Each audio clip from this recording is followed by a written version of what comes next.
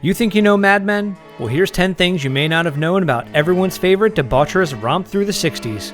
And just a heads up, there could be spoilers. Lucky Strikes is toasted.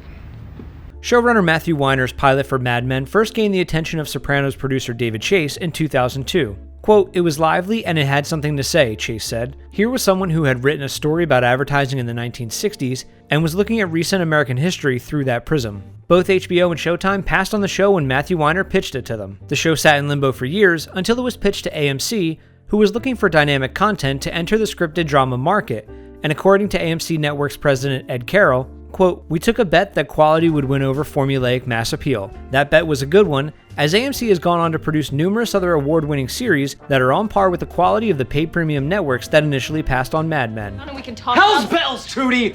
Mad Men became one of the first basic cable shows to win an Emmy for Best Drama Series. The pilot episode, Smoke Gets in Your Eyes, won an Emmy for Outstanding Writing in a Drama Series and received nominations for Outstanding Directing and Outstanding Costumes. Mad Men pilot director Alan Taylor is a big fan of shots from behind people's heads. Matthew Weiner uses this to full effect in creating an air of mystery around Don Draper. In fact, our first view of Draper is a shot from behind. The title sequence was created by production house Imaginary Forces and is an homage to graphic designer Saul Bass's opening titles for Alfred Hitchcock's North by Northwest and Vertigo. Weiner listed Hitchcock as a major influence on the visual style of the series.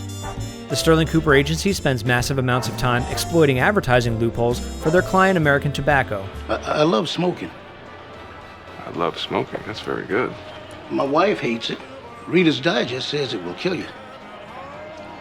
Yeah, I heard about that. In a moment of life imitating art, a consumer rights group filed a claim against Mad Men sponsor Jack Daniels for subverting liquor advertising standards with, quote, "depictions of overt sexual activity, as well as irresponsible intoxication." Matthew Weiner responded to the claims by saying, quote, "I'm trying to tell a story about that time. It's not done for glamour. People drank more and all the time. They drank in their cars, at work, in the morning at work." In addition to defending the show's portrayal of alcohol, Weiner has this to say about the incessant smoking. "Doing this show without smoking would have been a joke. It would have been sanitary, and it would have been phony." In 2011, during a big push to acquire new content to stream, Netflix paid between $70 to $100 million for the rights to carry the show. This made Mad Men one of the marquee titles in Netflix's campaign for television streaming dominance. The Beatles authorized the use of Tomorrow Never Knows for the episode Lady Lazarus. The band rarely licenses their music for a television series, and Lionsgate, which produces Mad Men, paid $250,000 to use the song in the episode.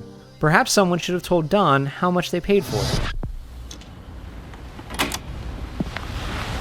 Matthew Weiner usually directs the season finales. Cast members John Slattery and John Hamm have also directed episodes. Matthew Weiner, being a huge fan of classic cinema, cast Robert Morse as the aging co-owner of the advertising agency Sterling Cooper. The choice of Morse for the role was inspired by two films, A Guide for the Married Man, which was a major inspiration for Weiner, and How to Succeed in Business Without Really Trying, which is based on a novel by a former executive at the now-defunct New York ad agency, Benson & Bowles Incorporated.